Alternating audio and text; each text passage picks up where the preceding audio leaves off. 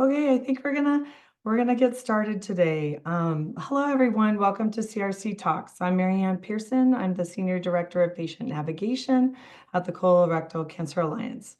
CRC Talks is an alliance program to amplify critical conversations that happen between providers and patients. We hold CRC Talks 6 times a year on various topics from treatment to survivorship to plus screening and everything in between. Watch the Alliance's social media channels and email newsletters for updates. We're so glad you can join us today on this special webinar holiday version. We are making this a more casual, open conversation today, just to have a sense of support and warmth during this holiday season. This afternoon's program is brought to you by Amgen, Merck, and Takeda Oncology, and we're thankful for their support. Now, if you've been to CRC Talks before, like I said, this one's a little bit different. We're looking forward to having this casual fireside conversation between Val and I about the realities of colorectal cancer and what they mean for you during the holidays. We want you to have a happy holiday, and a little planning and discussion can go a long way. To help, I've invited my good friend Valerie Williams, a registered dietitian at the Memorial Sloan Kettering Cancer Center. And Val, would you like to introduce yourself? Sure. Thank you so much for having me today, Marianne. My name is Valerie Williams, or more oftenly Val, and I am a registered dietitian since 2006. I just did the math. That's 18 years, which is a lot of years of being a dietitian. Worked mostly in oncology and specializing in cancers of the gastrointestinal tract. So I'm happy to be here today and have this conversation.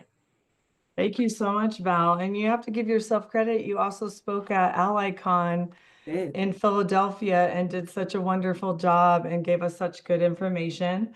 Thank And you you so spoke much. last year on a CRC talk. So thank you so much for your support of the colorectal cancer community and the Alliance. I really appreciate it. Of course. And we've known each other a long time. I was trying to Yes. add up. It might be 10 years, almost Yeah, 10 too years. much math. You're Yeah. showing our age, Yes, Marianne. exactly. And also I have cold, so I apologize for my voice today. I thought I would take a minute to introduce myself as well, because I think most of you guys know me as the Senior Director of Patient Navigation at the Colorectal Cancer Alliance, but I'm also an oncology social worker, and I specialize in supportive oncology and caring and supporting for patients and caregivers going through cancer for almost 2 decades, which is crazy. Talk about a long time, huh, Val? Yes. And so we felt like this combination of the experience of a critically needed dietitian expert in this field, and also talking about the emotions and the things that can happen during cancer with two experienced clinicians might be helpful. We want you to know that we want you to ask questions anytime, so please put them in the chat. And we're happy to answer any questions that we might not cover. So I just wanted to let you guys know about me a little bit more. So we're taking a perspective that we have some topics prepared and we want to dive into those, but we want to talk about you and your concerns as well. So again, please put those questions in the chat at any time. We're looking through the lens of the holidays and how to cope with the holidays, still enjoy the holidays after a cancer diagnosis, or you're in survivorship, or you're just starting treatment. We kind of view like this is kind of a different way of looking at it, but sometimes colorectal cancer can give us unexpected gifts, many of which we don't want. And so we're going to unwrap them today and talk about what's inside. And so we're going to start with the first question that we have, or gift, depending on how you look at it. And so the first question is, or statement is, since my diagnosis, I've felt disconnected from my family and friends It's ruined the holiday spirit. How can I cope with these feelings? And I'm sure many of you feel that way as well. And we hear that a lot with our patients and families that we support. And, going through colorectal or being diagnosed with colorectal cancer is a trauma, and it has a lot of losses involved with it. But how can you get back or reframe the holidays for you? And it's really just about being honest with yourself and really talking with your friends and family about how you feel. It's hard, and I can say it very smoothly because I do this on a regular basis. But we tend to see that if patients and families can truthfully talk about their feelings and how their cancer diagnosis affected them, that can help their experience during the holidays because everyone's aware that it can be a challenge. And then also looking at the things that you enjoy that you still can do now and really focus on those things to not have them affect the whole holiday, and finding small wins and small things you can do that you can still enjoy. I think that also is why Valerie is here too, because holidays revolve around food, and food is love, right? And if you can't have food or the foods that you love, it doesn't emotionally, it doesn't feel as supportive and festive. And so I'm gonna go on to the next gift question for Valerie. Right. That's unwrap gift number two. I'm on a limited diet due to my cancer or my cancer treatment. How do I navigate food choices at a holiday event? And I have to tell you, this is part of the reason why I have a job sometimes is that patients want to go to a holiday event and feel normal and enjoy. And how do they do that without drawing attention to themselves? Luckily, we have lots of tips to help you with that. Things that you can do as an individual, also tips you can provide to your family, caregivers, friends, so they can help you as well. One of the most beneficial is to, when you're at a table or you're at a buffet, take inventory of what is available, what is on the menu. And if you ever spend time with a room of dietitians, this is what we do every time we have a buffet. We all walk it before we even get a plate. You should do that too. That way you can see what foods out there do you feel comfortable with. It's likely that you know what sits well with your digestive tract. And so thinking about what works well for you and what may be on the table that fits into that category. And so, for instance, there's a lot of foods on the table that tend to be well tolerated by our patients. Things like chicken, fish, turkey, ham are often easy to digest, low in fiber. And so those are dishes to kind of think about what's on the table that you could eat from that category. Also think about, if there's foods that you tolerate well at home, what is similar on the table that's in front of you. So if you do well with mashed potatoes, maybe the inside of a baked potato would be fine. Or if you tolerate a grilled cheese sandwich, macaroni and cheese is just kind of a reinvented grilled cheese, carbs and cheese in one package. And so being comfortable of thinking about, all right, I tolerate this food, I could probably eat what's on the plate here. Also, things that are often easy to tolerate are bread, mashed potatoes, rice. Also, some simple appetizers that might be easy on the stomach, like a shrimp cocktail, for instance, or a couple pieces of cheese and crackers. That way, you're going in with some ideas. Additionally, think about bringing a dish to share and make it a dish that you like and that you know is a safe dish for you. That way, if everything else is difficult, at least you have one thing that you feel really comfortable about. And then lastly, if your family or the host asks you what they can do to make you more comfortable, take advantage of it. I know our patients, they always want to make sure they're not displacing anyone or making extra work for people, but your family and friends care about you and they want you to feel comfortable. So don't be afraid to ask for a certain dish. Or for instance, if you can't have onions, say, could you make me stuffing without onions? Or could you please have some plain vegetables?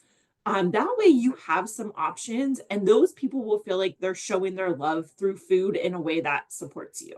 So there's lots of ways that you can make it easy to tackle. Also, if you happen to have a registered dietitian on your care team, I can't tell you how many times I've looked at menus with patients and told them what would be the best bet, so they go into that event feeling comfortable. That's great, Val. I think we're on our next one. Okay, so with my treatment and side effects, I can't participate in the activities like I normally do. I can't build a snowman with the kids or drink a traditional eggnog. How can I communicate this to my family and create new traditions that feel meaningful? I think it goes back to, and I'm sure Valerie has a input on the eggnog. Um, it goes back to finding a trusted friend or a loved one that you can talk to about how you're feeling.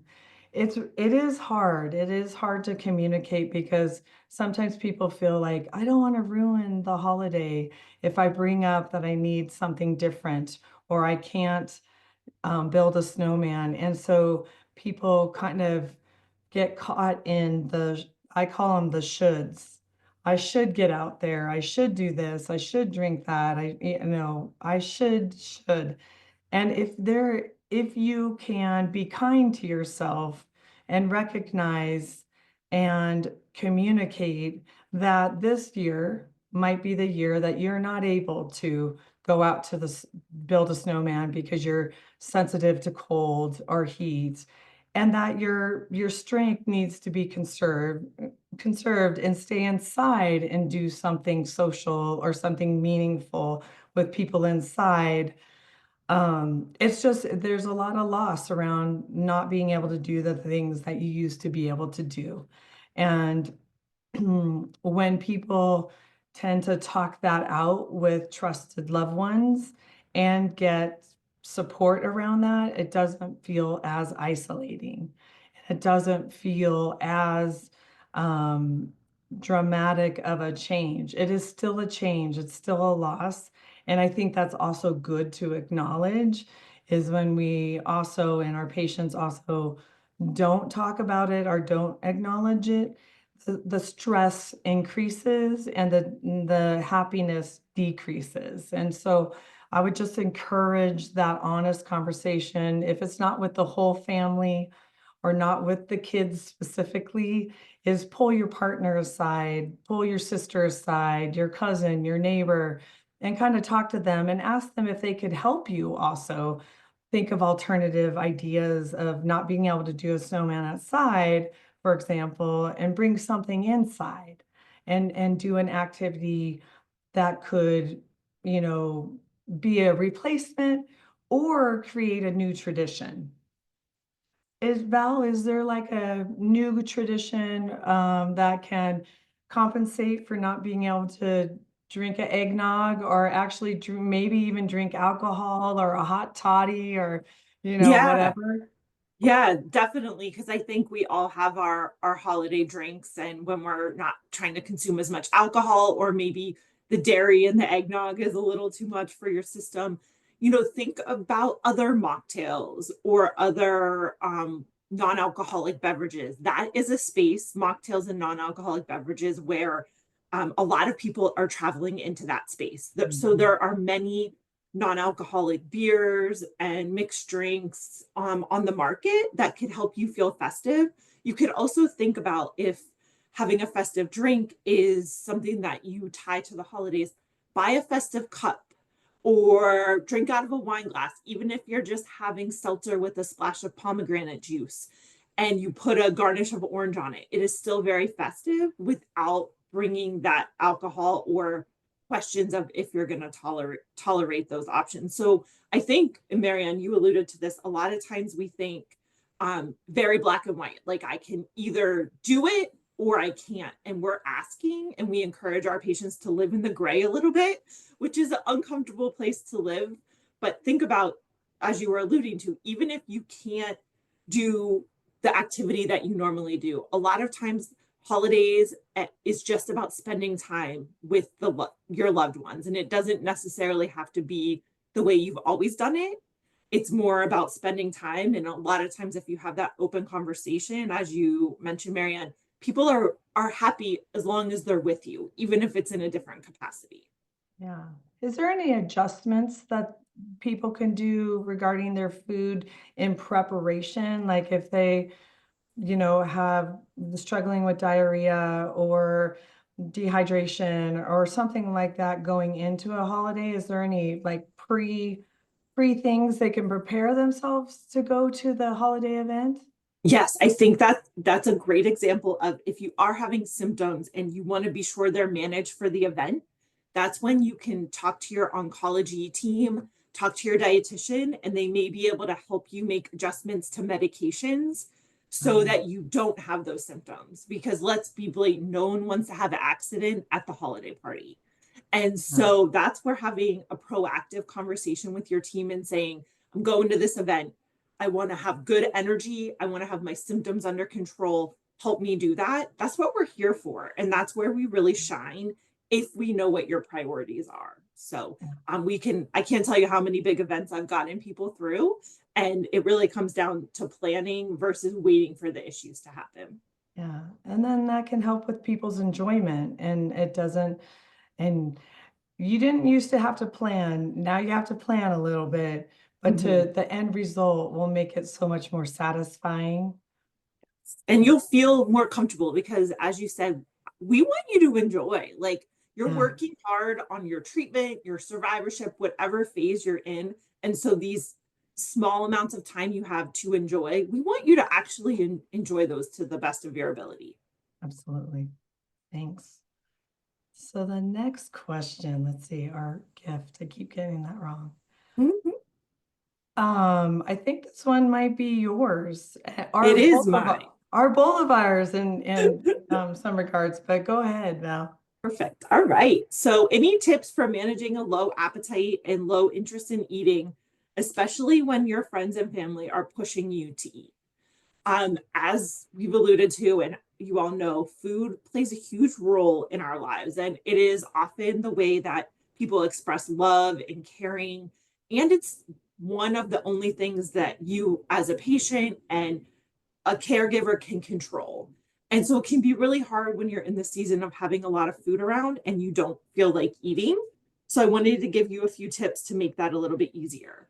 One thing to think about is that sometimes it's not necessarily about waiting to be hungry to eat, but eating on a schedule. So if you are in an environment where people want you to eat or everyone's eating and you just feel like, oh, I can't eat a plate of food, my recommendation is to take a small amount, maybe a couple crackers with cheese or a little piece of dessert, and try a couple bites, because sometimes it's about getting started and just getting a few bites in your system. And then you're like, oh, this isn't so bad. I think I could keep eating this. So don't think of you have to get a plate. Think of, let me get a couple nibbles, 2 to 5 bites, see how I feel. And then you'll be participating, but you won't feel that pressure of like eating a Thanksgiving dinner on your shoulders. Also, think about choosing small portions of the most appealing options. So just because there's a full course meal on the table doesn't mean you need to take it all. Nobody is going to take points off if you don't take everything that's on the table. So take things that look most appealing to you and try a few bites of them, because as you also know, sometimes you'll be surprised by what tastes good while you're on cancer treatment. So pick a few things and kind of give them a shot. Also, if you just feel like eating is not possible, everyone's eating and you just feel like I can't do it right now, have a drink, try some hot chocolate or some eggnog, cider. That way you still have something in your hands, Hmm. and people feel like you're participating, but you're not feeling all of that pressure on your shoulders to eat in a crowd. And also talk to your family about the best ways to help you. I think, and I'm a caregiver myself to my parents sometimes, and we think, nagging them and giving them like lots of cheerleading and encouragement and kind of watching like a hawk is the way to do it. But actually, that doesn't tend to be overly supportive. So sometimes you have to have a constructive conversation of, my appetite is low. I know I need to eat, but this is what makes me want to eat. Could you please help me with that? And maybe, Marian, that alludes to some things you might have to say about this topic. I was just thinking about caregivers and their caring and going back to the food is love, but food is also medicine thought, and caregivers are the ones that usually bring the food, buy the food, get the food, right? And how do you talk to caregivers about, reducing the focus on perfectly healthy food that their loved one that's going through cancer treatment has to eat a certain amount, certain things. Like, how do you approach that to make for a better experience during the holidays or just in general, actually, for Yeah, those that are listening? Yeah. that can be really challenging because there's lots of information, some of it misinformation out there about what you should eat while you're going through Right. cancer and cancer treatment. And so my thoughts are, first and foremost, getting adequate nutrition is the priority. So adequate calories and protein. So until that is achieved, you shouldn't have other restrictions in place. So until you're getting enough calories and protein, you shouldn't have any rules in place at that time. And also, depending on how the patient's feeling, if they're having a day where they want something in particular, you should try to honor that as best you can. Really let the patient drive what foods they feel willing to eat. And if there's a food group that's kind of missing, talk with them about, how can we get this food in? Like, how can we get more protein into your diet? Rather than putting a patient on a strict diet, kind of talk about how you can help them eat healthy, but ultimately to eat adequately to fuel them through treatment. Great. And then when it comes to the holiday, and if patients, I mean, if family members or neighbors or your friends that are having the parties want to make food for them, how do they communicate? Or they want to communicate to their friends that they need certain foods. How would you recommend they go about that? Yeah, I think that it's something people are always hesitant to do. Most of us Yeah. don't want to be a problem or a pain or Right. needy. But keep in mind, if we were on the other side of the fence, we would Yeah. want people to come to us with their needs. So you could always say to the person, like, hey, thank you so much for inviting me. As you know, I have some diet restrictions. I just wanted to see what you had planned for the menu. That way I can start thinking about what I'll be able to eat, and maybe I can bring a dish to help. And then if they say, hey, that kind of opens it up in a nice way. And if they say, hey, is there anything in particular that you need? That's when you could say, like, I really need a food that's not too spicy. Or it would be great if you could put the sauce on the side for my portion, because I can't really have a lot of sauce on my chicken. And so just going with them and talking with them about the format of the event, and then kind of that often will open up to how you can make it work better for you. You sound like a social worker, Val. That was really good. Oh, That thank was you so really much. good. I think you talk to a lot of caregivers and a lot of patients, and it's a common theme, right? It This is. is a common, yeah. Food leaks into everything. And also, like, I don't know about you guys, but I feel like a lot of patients are used to being the caregiver and not the one receiving care. So when Mm, we have to ask for help or admit that we need adjustments, it's very hard yeah, for most of our patients to do that. And so right. I want to empower you, like, your friends and your family, they're waiting to do something. Yeah, They just need to know what it is. yeah. Thanks, Val. Yeah. Let's unwrap the next one. Yeah. Oh, this kind of goes into the theme. My energy isn't what it used to be, and I'm anxious about hurting feelings if I scale back on activities. Is it okay to skip the event or make my stay shorter? Absolutely. This goes to that feeling of guilt or feeling of I should do this and I should do that. But this is a time in your life that you come first. This is a time that you are needing to stay as healthy mentally and physically as possible. And like Val said, if the shoe was reversed and it was your family, loved one, you would be giving them that grace as well. And so giving yourself some grace to say, hey, maybe this year I'm not going to go to my mother-in-law's house for different reasons other than, in addition to your energy being low or having some situational depression or feelings of sadness, and you just don't feel like it.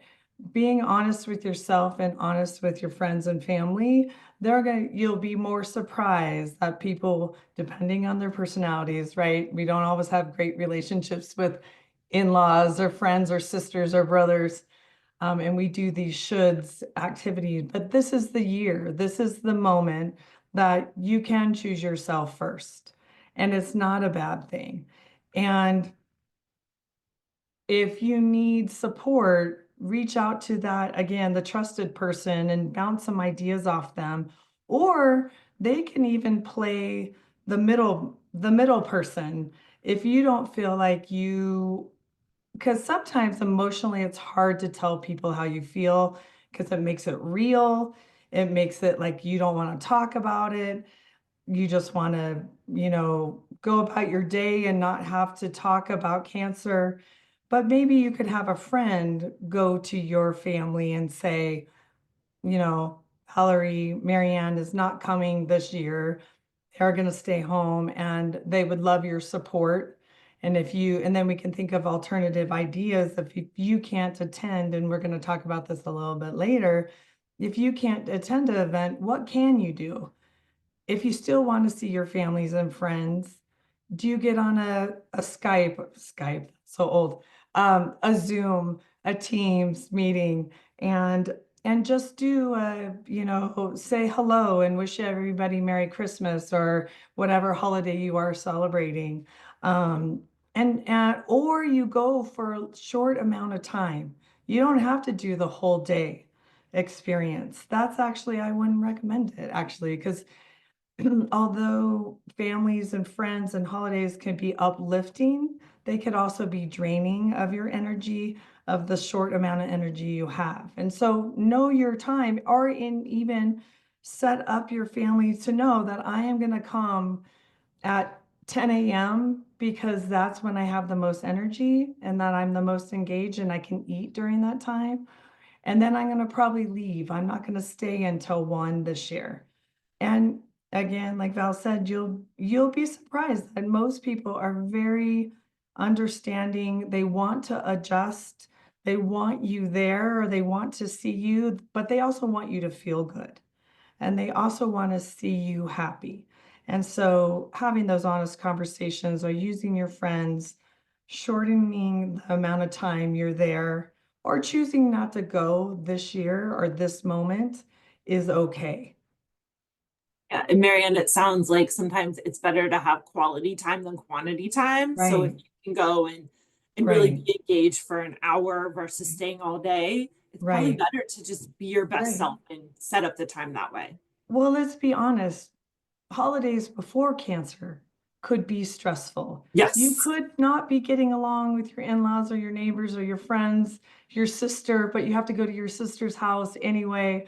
People fight at holidays all the time, there's so that's even before cancers, but now, you want to conserve that energy and those emotions for as much of a positive experience as you can, and just having some boundaries around it will guarantee as much as you can that you're going to enjoy yourself. This one's probably mine. Yes. Right. So, on the other side of the coin, I'm sure there's some people watching this that are trying to make healthy food choices, but still enjoy themselves around the holidays. As we know, cancer affects people's appetite intake needs differently. And so, some of us are trying to eat healthier.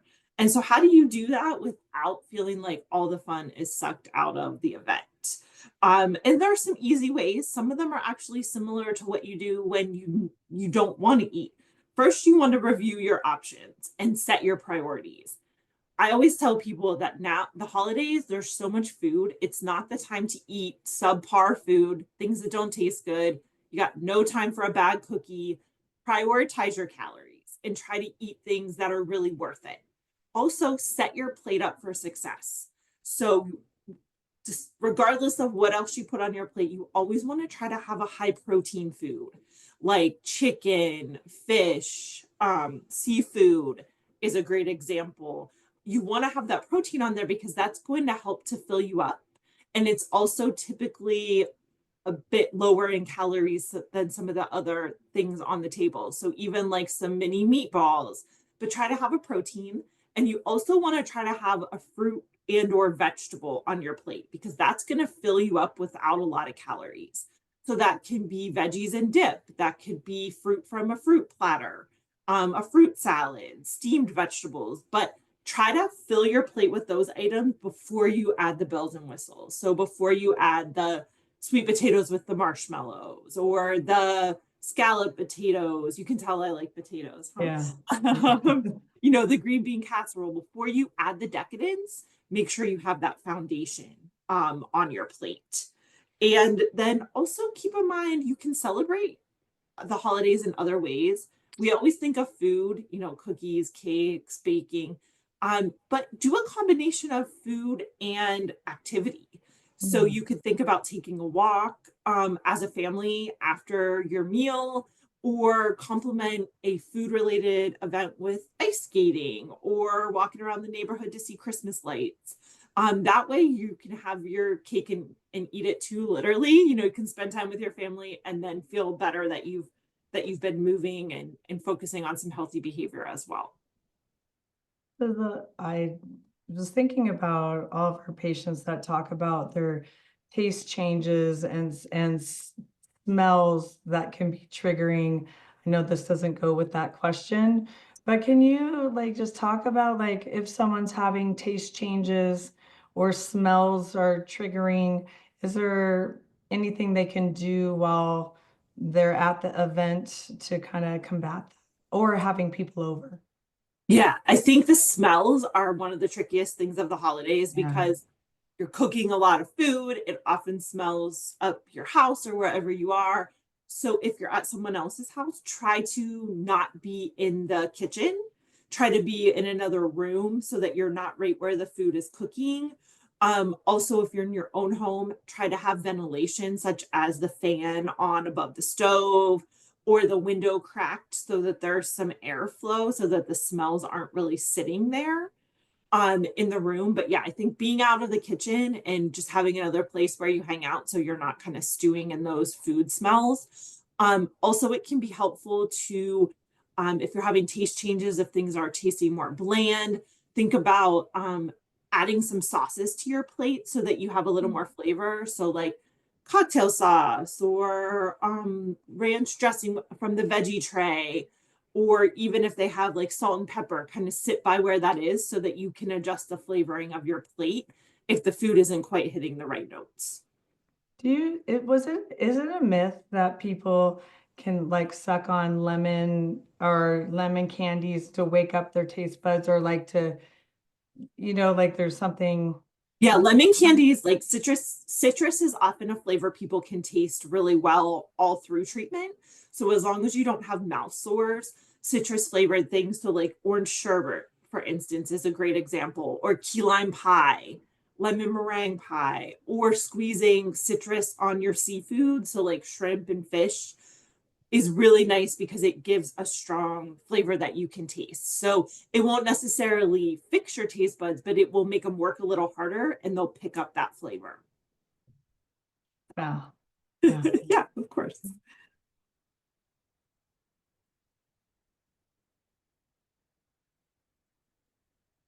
Okay, so my partner was diagnosed with colorectal cancer, and this is our first holiday since. What should I know about caring for them during this time? I mean, that is a really good question. And if you're in it, I should put this up front. If you guys at your cancer centers or your care teams do have an oncology social worker or support groups or a psychologist, they can see you to help and offer support and help prepare you for holidays, but also talk about grief and loss around holidays, caregiving during holidays. So I want to put that out there to you to just remind you to that you have not all cancer centers, but most cancer centers have some kind of supportive care that can help support the caregiver and the patient while they're going through treatment. But as a caregiver, it's similar to what the patient is going through, right? That you're going through grief and loss, or recognizing that the holidays are changed or different. And so you might be going through your own emotions around how to navigate this time. And it's a really normal, common experiences for caregivers to be uncertain, to be slightly anxious, wanting to make this the best holiday ever for everybody. And adjusting expectations is probably the best one you can do. But again, it comes smooth out of my mouth, but it's hard to do in practice. So that's the relative word, is to practice talking about these things. Talk to your loved one that's going through treatment and actually asking them what would be helpful, and that you're nervous, and like acknowledging your own feelings about wanting to make this a good experience, and that you're not quite sure, that you're not quite sure what they need, and if they could tell you some things that they need, and you be okay with them saying, I don't want to go this year, or I only want to go for an hour, and you guys coming up with some compromises together.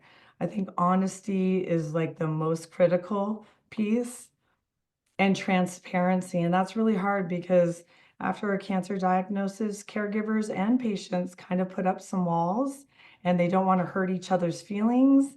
And it's hard to talk about some emotions at times, but to enjoy this holiday coming up, or this period of a new experience of having to go through the holidays with cancer and a caregiver, is having that open, honest dialogue with them. And then thinking of things that, as a caregiver, you still want to do during the holiday. Like if you still like cooking, or you still like baking and your loved one can't eat it, it's still okay to make. Just adjust when you do it, or ask them if it's okay. But like, still do some of the things that make you happy, and that will make your loved one happy too. But I'll tell you, it's a dance. It's a delicate balance, because this is all new. You haven't done this before. And so that also helps in your conversation with your loved one, or vice versa, is to just be like, I don't know how this is going to go. We should talk to the dietitian. We should talk to the social worker. We should talk to our friends of how to get through this, because there isn't a playbook. And as much as Val and I like to give you ideas, this isn't perfect for everyone. I was telling Val earlier before we got on, I said, some patients I tell, when I know them very well, I say, don't go. Don't go. This is your time. Or they don't like their mother-in-law and they didn't want to go anyway. This is your time to say, I don't want to go. But everyone's different. And so we need to make sure that we're paying attention to what you need, what your caregiver needs, and then you expressing it. And I would just encourage, as a caregiver, to be as honest as possible. This is a time. This is, if any time, this is the time. And then to seek help if you need it. Marianne, what I think is nice that you said too is both the needs of the patient and the caregiver are important. So Definitely. discussing those and kind of putting out there like what the priorities are for each person so you can meet in the middle. Yeah, and even, and this is hard if you're used to being together all the time, but say the patient, you don't want to go, or you don't feel like going, but your caregiver still wants to go. Is that an option for you guys? Can the caregiver go for an hour and you have a friend come over, or you have, you alter your plans to make sure that you each get what you need. It's not always possible, depending on your circle of friends, but thinking about those people in your life, whether it's your church group, it's your next door neighbor, it's your support group members that you've become friends with, is reaching out to those people and creating some alternatives. But yes, the caregiver is just as important as the person going through um, cancer. It just may look a little different.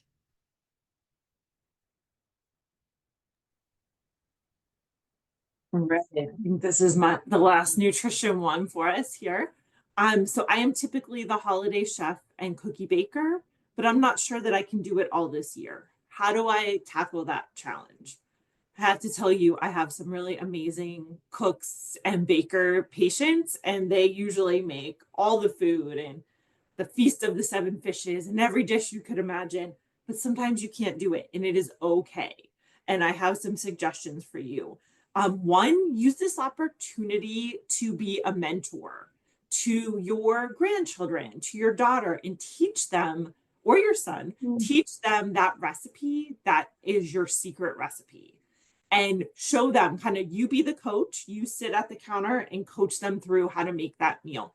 It'll build a memory. It'll also help your legacy to move on and for that dish to not be something that no one knows how to make. So it's a great opportunity to take your usual and turn it a little bit into a silver lining or a positive experience. Also, utilize prepared food. There are some good prepared foods out there, or there are places that can make some things for you so that you can put your energy into your specialties, and maybe you buy a prepared turkey or you buy a prepared charcuterie board so that you can put energy into other items. So no shame in the game if you need to use a little help. Also, ask your family to help bring dishes. Some families, you have one person who makes all the food. In my family, everyone brings a dish. And so you can start that tradition of asking people to assist with bringing food. You can also scale down, live in that gray area. You don't have to make all the cookies or none of the cookies. You can make the best cookies. Pick your favorites and make those this year, and don't feel like you have to do it all.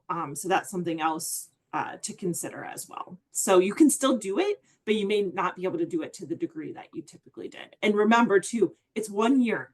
Next year could be a totally different ballgame. So think 1 year at a time. Yeah, that's a really good point. One of the best coping skills that we have is keeping ourselves in the moment instead of going too far ahead. Mhm. And sometimes when we think about the holidays and our patients and caregivers think about the holidays, they're anticipating things that may or may not even happen.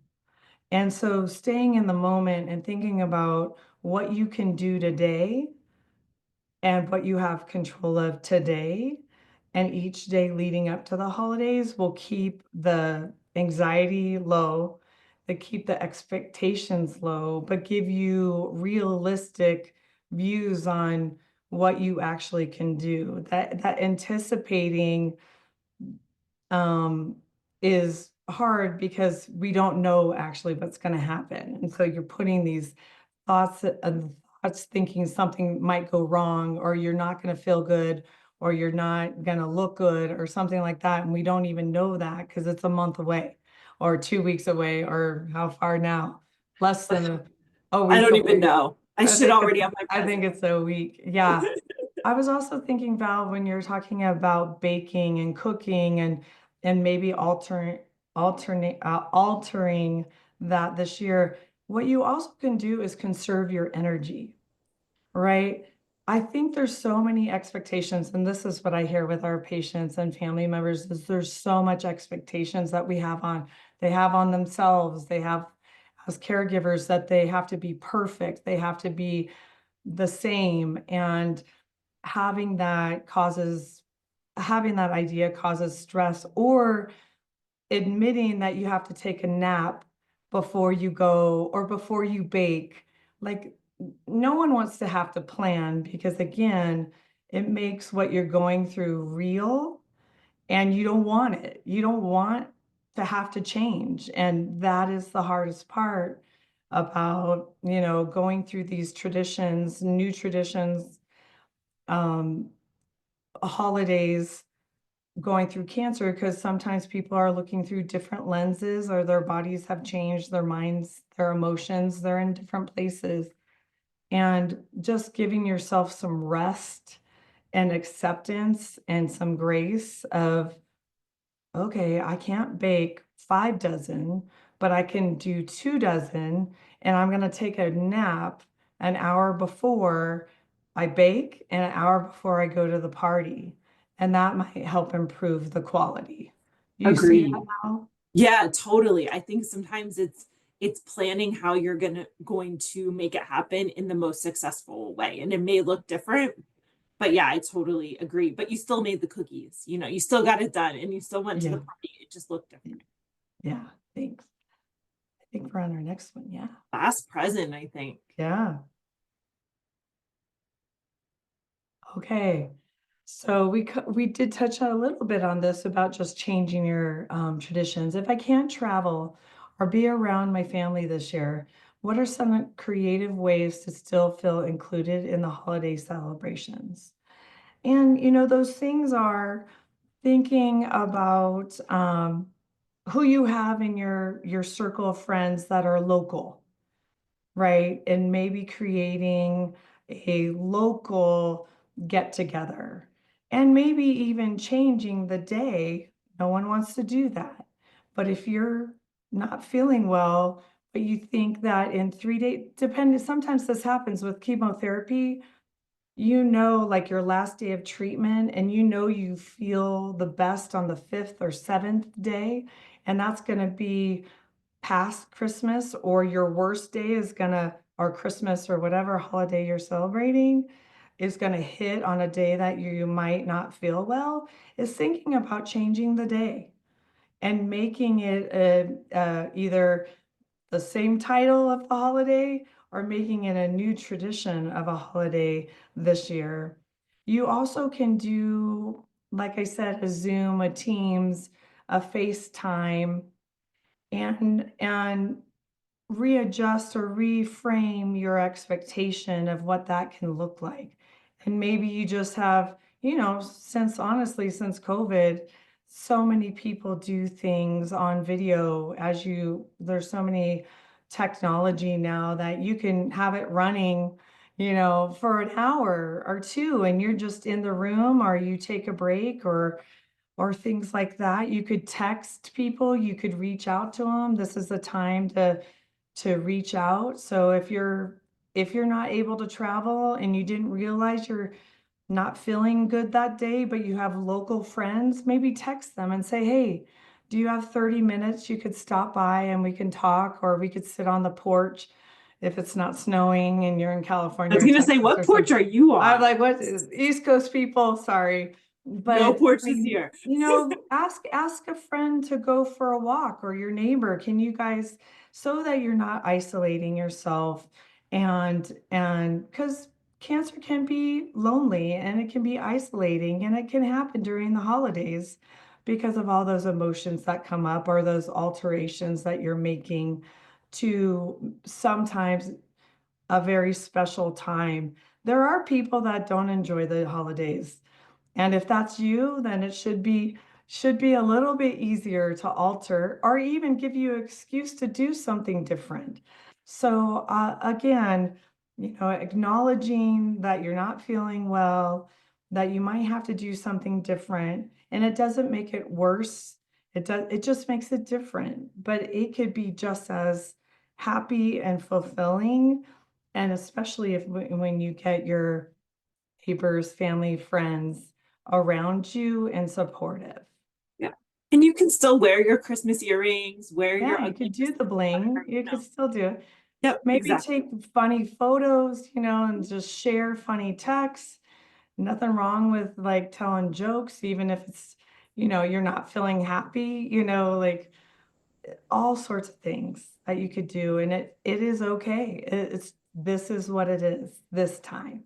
And then Yep. next time it's going to be different. Well, Thank you. those are great presents to unwrap with you, Marianne. Yeah, and I think we only have a few more minutes, but I want to see if there's any questions that anybody has before we're done for the day or for the webinar. I do want to let you guys know that we have a quick tip sheet of the 8 coping things that you can do during the winter season and the holidays and the celebrations. And so I got one more question. So we're going to send that and we're going to link it as soon as we're done. And you'll be able to receive the webinar on our CRC Talks page on our website. Sorry, my throat is catching up on me. One last question this is a really good question. Is there any big no's, Val, when it comes to food that people should avoid if they're going through colorectal cancer treatment, or they have an ostomy, or they're, having some diarrhea or nausea? Any big no's? That's a tricky question because it would really be personalized to what your Yeah. no is. But if you are going through cancer treatment and your immune system is a bit decreased due to that, I would recommend avoiding raw animal proteins. So now is not the time I would shoot raw oysters or Mm. eat raw fish sushi or tuna or steak tartare because your body can't fight off anything that might be in there, and those are considered kind Mm. of higher risk foods. So if you have fancy friends, I do not have them, but if you have fancy friends and they're serving, a raw bar and a sushi Okay. chef, you should be cautious with those foods, especially if you're on active cancer treatment. Also, if you're at a party and you're sensitive to high fiber foods, now wouldn't be the time to take your first jump into a kale salad. Kind of be Okay. cautious if there's foods that are triggers. I would steer clear of those during the party just so you're not kind of challenging yourself unnecessarily. And then I think somebody didn't ask this question, but I'm gonna just give you like just some tips from the emotional side. It's really just to care for yourself, be kind to yourself, rest as much as you can so you could spend your energy with whatever you choose to do as an activity. Be kind to yourself if you don't feel like doing anything this year, and talk to your loved ones about it. And, find other things that make you happy. If it's just listening to music, if it's decorating, you're outside of your house or putting up decorations and that's enough for you, that's enough for you. And that's okay because this is your experience. This is your path you're on. And only you know what you need, and then your family and friends will surround you with that. And if you don't have a lot of social circles, is think about your work friends or anyone else. If you feel like reaching out, you could always, reach out to your care team as well. People like us, you could reach out to us at the Colorectal Cancer Alliance. And I just want to leave you with that is just give yourself compassion and space and grace during this time. And we just wish you the best as you go into this holiday season. And then that's it for today. I don't see any other questions. I want to say thank you again, Val. It's always good to see you. Yes, Your thank wealth of you. knowledge is amazing. Um, and we always appreciate you. And then to watch the video later, please go to the Alliance website and search CRC Talks. And thanks again, everyone, for attending. And we wish you just the best in the holiday seasons and have a great day. Thank you. Okay, bye, everyone.